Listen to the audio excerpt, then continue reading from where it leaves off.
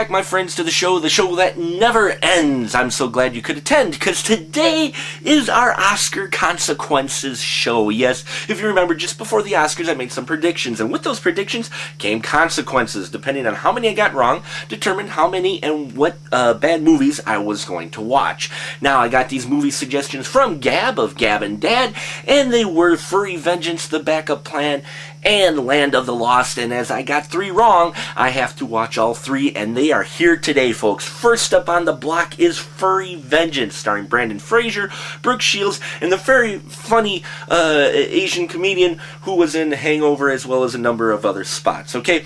Basically, Brendan Fraser plays this housing developer who works for a company that goes out to this really beautiful woods and wants to create a subdivision in it, okay? And he thinks they're going green while his boss has other plans and decides he wants to clear-cut the entire thing and put nothing but concrete swimming pools. Well, the furry critters of this woods will not stand for it, and they set up booby traps and all kinds of things to help thwart these plans and help drive Brendan Fraser's character crazy enough to leave rather than actually develop what he wants to out in the woods. Okay, now, folks, there are some kids' movies, and before you get on me going, man, movie man, why are you dissing a kids' film? Look, I'm not dissing a kids' film, but there are kids' films that you parents can watch with the kids and both can enjoy.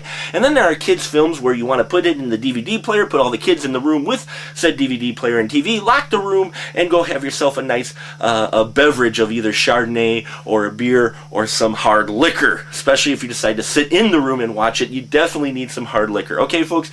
It is not a disgustingly sweet movie. There are a lot of just regular gimmicks, you know, with the critters, with the weird faces, making human expressions, and, you know, the big contraptions they make up, which my kids love. They were laughing throughout the whole thing. I, on the other hand, found it kind of tedious to watch, okay? It was just painful to see Brendan Fraser and Brooke Shields put on the performances they did. I know they can act better than that, and I think it was just the script that they had. They knew they were making this for audience under the age of 12, therefore their performances never really went anywhere, okay? So the script, you know, it was kind of there for kids. It's definitely just one of those movies that's made specifically for a certain demographic, and that's below the age of 12. So if you've got kids like that, they're probably going to love it. Otherwise, you probably are going to find it hard to sit through. So that's Furry Vengeance, folks. On to The Backup Plan, the movie that I thought was going to be horrifying, okay? So I stick the Backup Plan in and tell my wife, hey, we're going to sit and watch this romantic comedy. And, you know, it's got Jennifer Lopez in it. And she's like, okay, well, great. Maybe it'll be, you know, maybe we can stand it. I'll watch it with you. Oh, who, look, Alex O'Loughlin. Oh, wow. Yeah, that was her reaction, okay? That's what made the part, was Alex O'Loughlin, all right? He's in there with Jennifer Lopez. And Jennifer Lopez plays this, female who, you know, single woman who really wants a kid. She's feeling kind of lonely. She doesn't think she's going to find Mr. Right, so she gets artificially inseminated. Well, this is the very same day that happens, she finds the man and instantly falls in love. Yes, it's Alex O'Loughlin. Who couldn't love him, I guess? I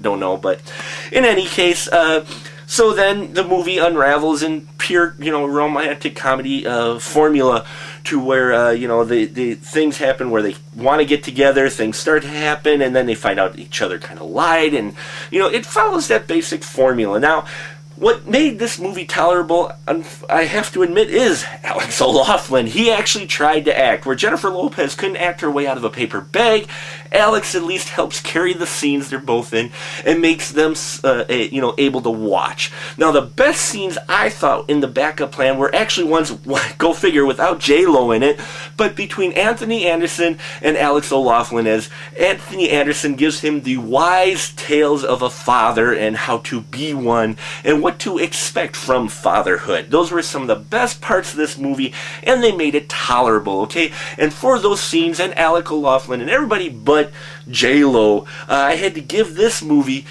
2 stubs, okay? Yes, through gritted teeth, 2 stubs, because it did have the tolerable enough scenes to where you could watch it, but, you know, with J-Lo, it would have been better with someone other actress, okay? Jennifer Lopez just didn't have the charisma for this role.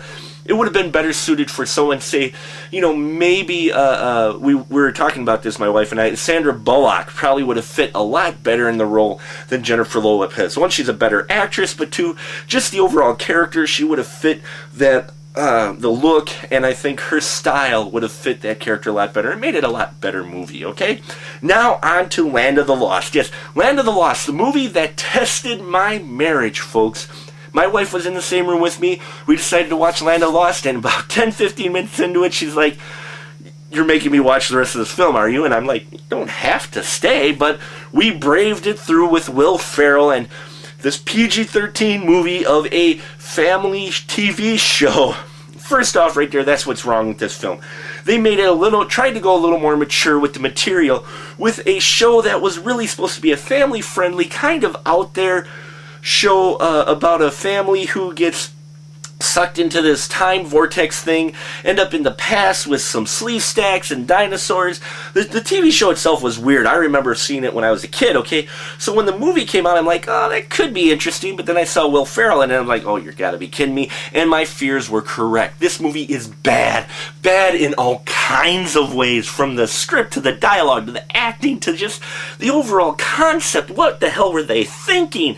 I mean, this show, it was supposed to be family-friendly and PG. This movie's not by a long shot. It's not even people friendly. I think even the cat ran out of the room at one point during this movie. That's how unfriendly this movie is. That's how bad it is, okay? From the dialogue, which was just so contrived and just meaningless dialogue, to scenes that didn't make sense, to things that were just forced, to the blatant body humor. I mean, the only light shining in this movie was the fact that at one point they actually bring back the original theme from the TV show. That's it, folks. This gets nada, zip, zilch. This gets avoid, cease, and desist printing this DVD. This movie is bad, and coming from me, it's a bold statement. Land of the Lost. Wanted to claw my eyes out afterwards. And that'll about do it for us here at the Final Cut. Thank you to Gab from Gab and Dad to give me those suggestions, and I look forward to doing this again next year. And look forward this week later reviews on I Spit on Your Grave remake, as well as a movie that all the internet's abuzz about, Rubber. Until next time, folks, keep that ticket stub.